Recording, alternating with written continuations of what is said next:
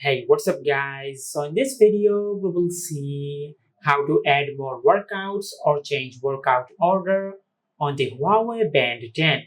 Now to do that, first of all, just press the button at the side of your Huawei Band 10 and open the app drawer. Now just tap on workout. Now from here, just select agree. Now from here to change the workout order, just go to the bottom of the list and select reorder. And from here, you can change the order of the workout as you like.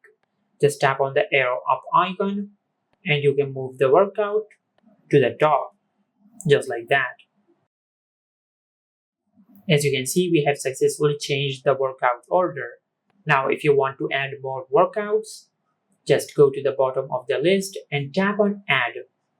And from here, you can add more workouts from here. Now, once you have selected the workouts which you want to add, just tap on OK. And this is how you can add more workouts and change workout order on the Huawei Band 10. Make sure to like, comment, and subscribe. Thank you for watching.